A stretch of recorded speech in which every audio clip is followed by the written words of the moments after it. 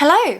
Start of a new reading vlog, and I am continuing with my reread of Oathbringer by Brandon Sanderson. I'm on roughly page 500, so I've read this section here, and I am going to be continuing on my audiobook listen for that reread. My main book though at the moment is The Kingdom by Jess Rothenberg, and I'm hoping that I'll be able to finish this today actually, because it's really intriguing and I'm really interested in what's going on in this one. It's basically a science fiction mystery story set in a theme park called The Kingdom, which is sort of like Disneyland in that it's got different sections, and then there are these 7 princesses who are half human, half android, who are there to improve the guest experience. And one of our princesses is called Anna, and we follow her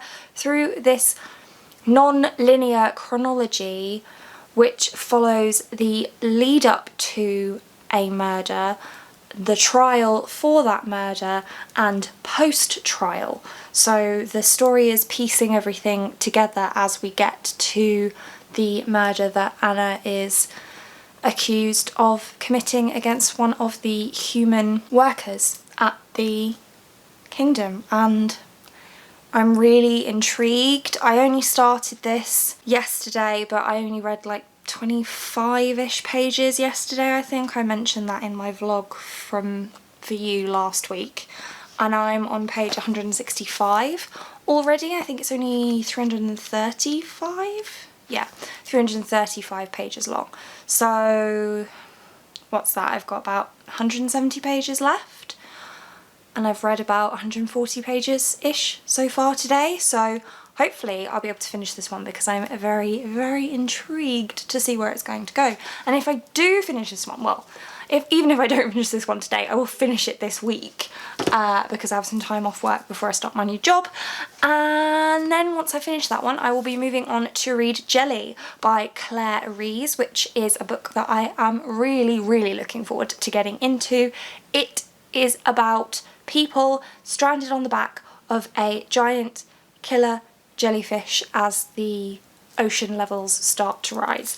It just sounds like such an interesting concept, and I'm really looking forward to seeing what that is all about. And this one is pretty short too.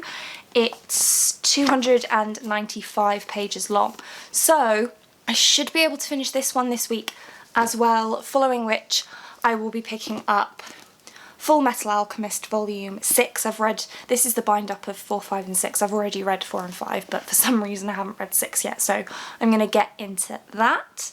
And those are the reading plans for the week. Leslie and I are going to gaze the word. Yay!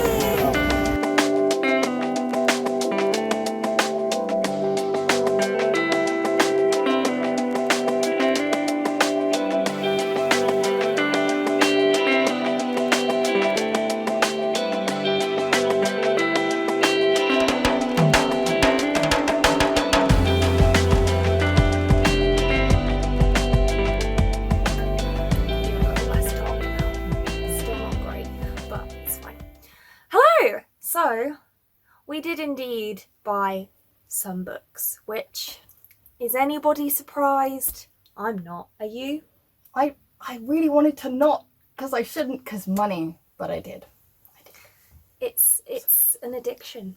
Yep. What can you do? So we both got a copy of the Tea Dragon Society, and it was so cute. We both read it last night. Yes, we so did. Cute. I mean, like I said, it was partially spoiled by the fact that there were spiders in the house, and I took like an hour to get rid of one of them. I'm too much of a wimp to even look at them, so. And then there was another one. So, like, it took me way longer to read because I had to keep on stopping and starting because of spiders. I'm not impressed. Not impressed. But, yeah, it was really cute. It was really very, good. very cute. It's just a nice, we've agreed that it's a nice book to have. Obviously, it's a quick read. Yeah. But it's really nice to have. It's got lovely illustrations. So it's pretty. It's one of those things that you just will like having in your collection to just flick through Yes, whenever. definitely. And there's a sequel coming out at some point. In September, I believe, on the 16th or 17th of September, Tea Dragon Festival. And so there's a card game as well, there which is adorable. So I'm really tempted by I know that. you're I put it on my wish list, so hopefully I can get it for Christmas and then we can play it. Yay. Yay! I'll go next because I bought The most. too many. Is anyone surprised? No. So I picked up Red. These are all from Gaze the Word. I picked up Red, White and Royal Blue by Casey McQuiston, which I've heard a lot about here on BookTube. It's essentially a love story between the Prince of England and the first son of the United States. And it just sounds cute, doesn't it? Yeah, I'm not gonna lie, like, I know it's silly. One of the things I really like about that book is it's floppy. It is super floppy. And the cover. The cover is Can we just? also very pretty. Yep. But plus I do want to read it. So, but I refrained myself. You did. You just have to add it to your wish list. Yeah, it's already on my Goodreads, so. Do you want to go next? Oh yeah, cool. So the other book that I got, another graphic novel, was Anya's Ghost by Vera Rosgol. I'm sorry if I've completely butchered that. Also, gorgeous cover, and it's all kind of like embossed as well. And I said to Sophia, I'm not going to spoil it because she's going to read it soon as well, but it was a very surprising story. I wasn't expecting what happened, and it was very, very good. I was originally just going to read it in the shop and then just leave, but it took me a lot longer. So even though it's a graphic novel, you can kind of take your time with it. It took me a couple of hours to read, actually. Yeah, that is also what I got. And I'm going to be reading it too before I head home, so I will be able to wrap that one up for you at the end of this vlog. I then have not one, not two, but three more books to talk about, all from Gaze the Word. So first is The Phoenix Empress by Kay Arsenault Rivera, which sounds as though it's a Japanese-inspired fantasy story, so how could I not buy it? Had you never heard of it before? I've never heard of it before, but epic fantasy, Japanese-inspired, LGBTQIA plus representation. Sold. Yeah. That's it. It says, once they were heirs to a prophecy that predicted 2 women would save an empire. Now Shefali is dying and her wife is unaware of the coming tragedy. Shizuka is too busy trying to reunite a fractured empire and right the wrongs of her ancestors. As the Imperial army gathers against the demonic invasion, Shizuka must do all she can with an empire on the brink of civil war. Which sounds cool. Then a bit of a sad one. We've got Girls Made of Stars by Ashley Herring Blake, which says Mara and Owen are as close as twins can get, so when Mara's friend Hannah accuses Owen of rape, Mara doesn't know what to think. Can her brother really be guilty of such a violent act? Torn between her family and her sense of right and wrong, Mara feels lost, and it doesn't help that things are strained with her ex-girlfriend Charlie. As Mara, Hannah and Charlie come together in the aftermath of this terrible crime, Mara must face a trauma from her own past and decide where Charlie fits into her future. Confronting difficult questions surrounding consent, victim blaming and sexual assault, Girl Made of Stars is a timely, emotionally gripping novel that shines a light on the story of a survivor with sensitivity and hope.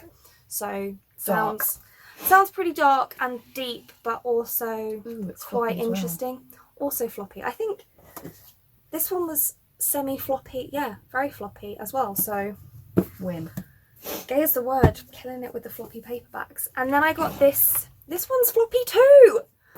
Then I got this 10th anniversary edition of Ash by Melinda Lowe, which is a Fae-inspired fantasy, the love story that transformed a genre. Ash dreams only of escaping to the world of fairies, but when she meets the king's huntress, her heart begins to bloom. And it seemed like Melinda Lowe was quite a popular author in that shop, so and it's only quite short really, so I was interested enough to pick it up. That's it. And that's it. Now we're going to Creams to have dessert for lunch, and we'll get chips later too, because savoury. Why not? And I'm going to have waffles. What are you going to have? Waffles. Waffles. Always. Waffles and ice cream. Strawberries and chocolate and all that good stuff. Oh yeah. Also, should probably mention that this was our sister book club book of the month, which is August. Because we read it together. Because we read it together, so it might as well be.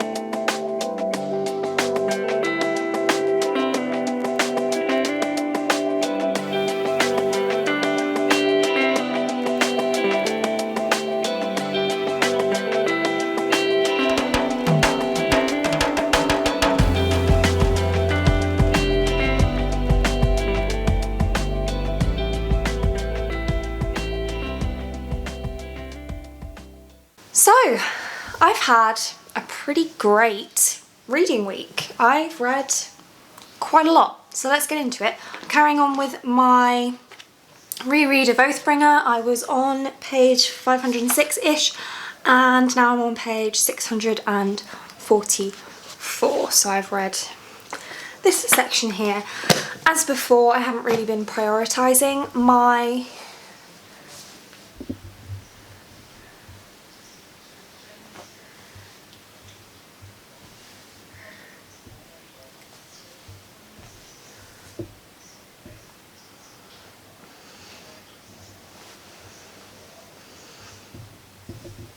Sorry, he's so distractingly cute. I haven't been prioritising my reread of Oathbringer, I've been prioritising other things. So I finished The Kingdom by Jess Rothenberg and I really enjoyed it.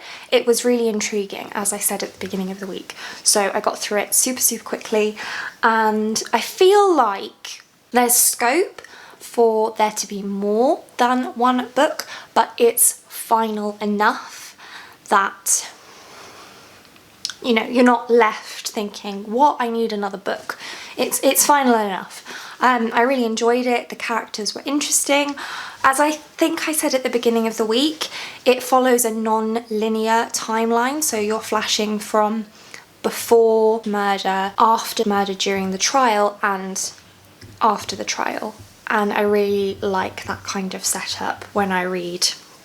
On the rare occasion that I read mysteries, I quite like the suspense that is built through that sort of narrative, so I really enjoyed this one.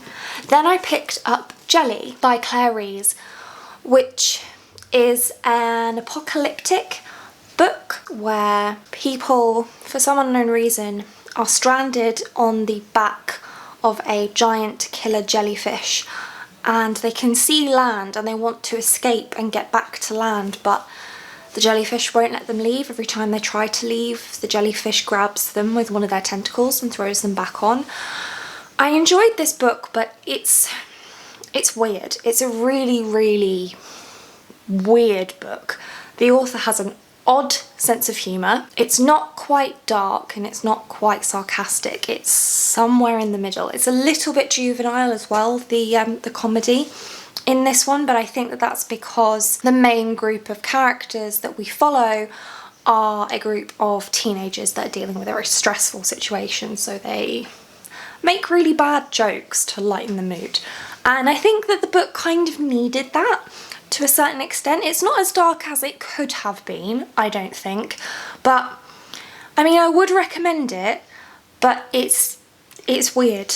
It's an odd book. Then I went ahead and read volume 6 of Full Metal Alchemist by Hiromu Arakawa, which is the volume that goes into the Elric brothers' backstory, so that was really interesting. There's not much for me to say about it. I like Full Metal Alchemist. I like the characters. I find it interesting. I still don't 100% know what's going on, but that doesn't necessarily bother me too much. It's just a nice, light, easy read, and I enjoyed myself. Then I picked up The Tea Dragon Society, which I've already spoken about in this vlog. Just to reiterate, It's ridiculously cute. I also then read Anya's Ghost, which I borrowed from my sister whilst I was staying with her this weekend. It is a graphic novel about a girl named Anya who meets a ghost.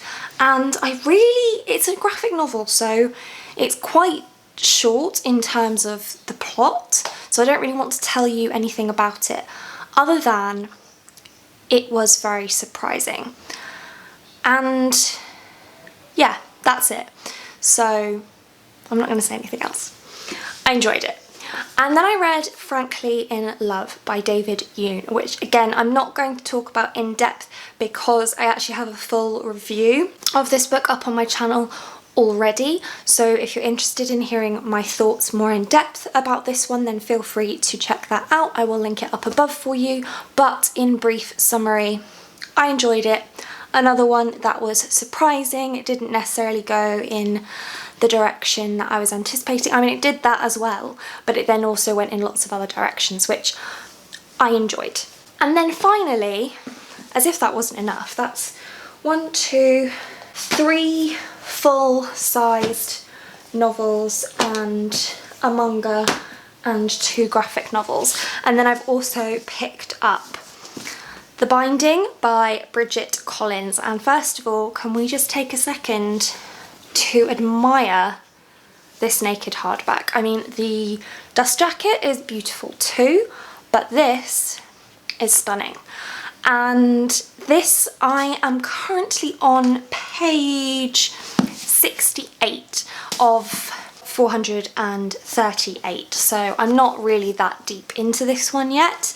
So I'll talk about it a little bit more in my next vlog because I should finish this in the next vlog.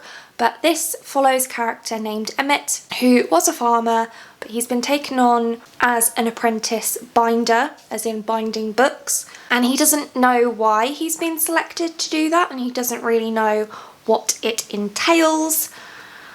And that's really all I know so far, other than what it says on the back of the book, or on the inside dust jacket, I suppose.